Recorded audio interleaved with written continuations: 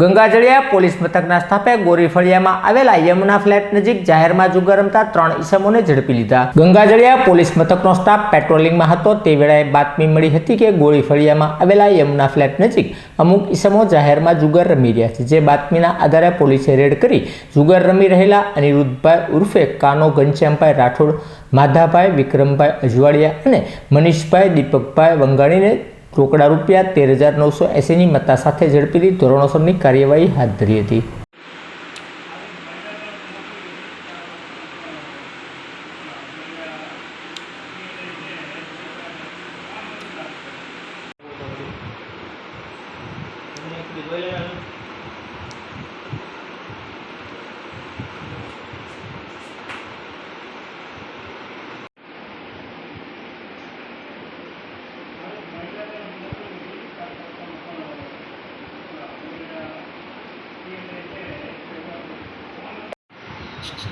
કાકા